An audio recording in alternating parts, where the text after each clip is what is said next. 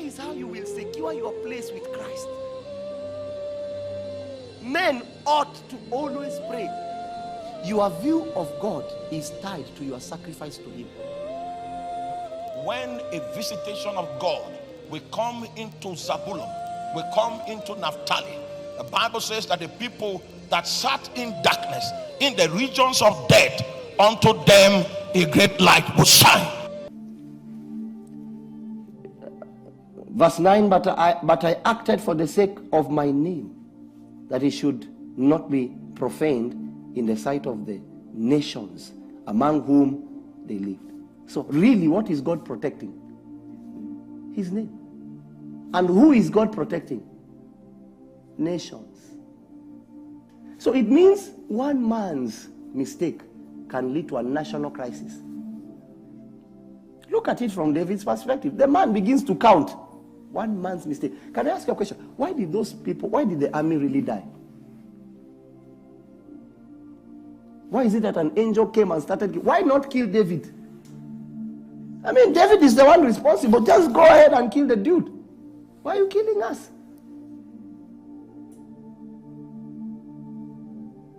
Your sin can lead to the collapse of a nation. People that are corrupt, nations of African nations, corrupt people, eating money for education, eating money for medicine, corrupt nations.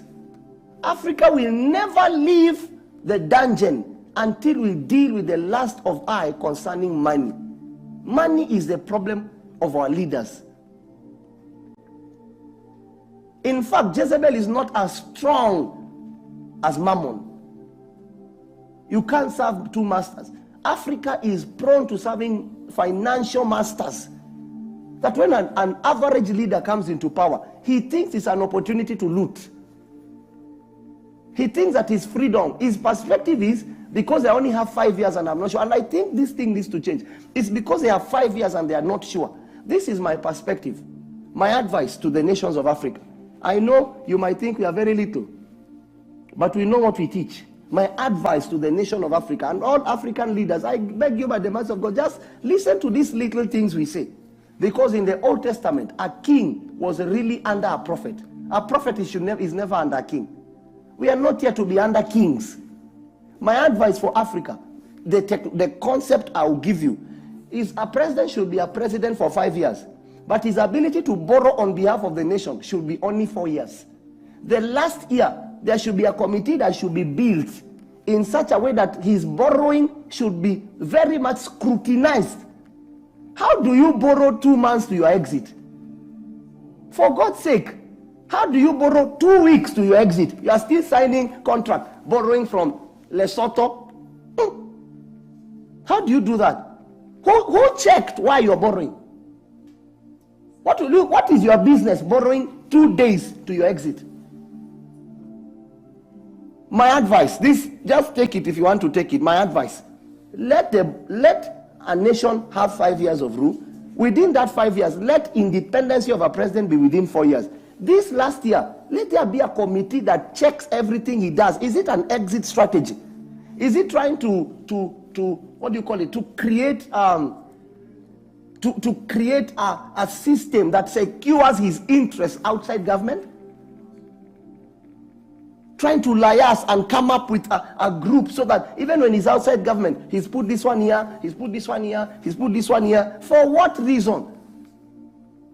You know, some things are obvious in Africa. I don't know if Africans, we lost our eyes or Satan took our brain. It's like we don't think. It's an obvious sin, but you will not address it. Because you see, you want to live long. Let me tell you, you will only live long when you live right. What you refuse to confront will kill you one day. So don't think the fact that you're refusing to confront this person, no, your security is not tied to what you don't confront. Your security is tied to what you confront. This is my advice for the nation of Africa. When it comes to any leader, let there be a committee that checks what is the essence of what they are doing. What's the motive behind it? And this is why you notice, because of one man's sin, a nation falls into turmoil. One man's mistake. I went the other day to one of my neighboring nations here. I was shocked to see what a president, before he passed on, what a president did without borrowing. He never left his nation for all his term. He never left for the US and wherever. Africa is like the first thing we do when our people become leaders. We are identified by going abroad. So you now reach to say, yeah, we have arrived. Where have you arrived? Who told you that going? You know, sometimes I wonder. I look at people, pastors that are always praying that pastors that are always praying, you know, someone comes and tells you, man of God, I've gotten an opportunity to go to America. We need to ask you, what are you going to do in America? You might be going to America to wash dogs. Brother, we have dogs in Kenya. Wash these ones. It's closer to your house. There are things that are not a testimony. This generation glorifies non-entities. So what is going to America? How is going to America and testimony? It can only be a testimony if that's the place of your manifestation. But a lot of us have glorified these Western nations. Why don't you stay home and make your nation like that nation? It is men that made that nation what it is. It is men that can make Kenya. We begin by, first of all, dealing with corruption.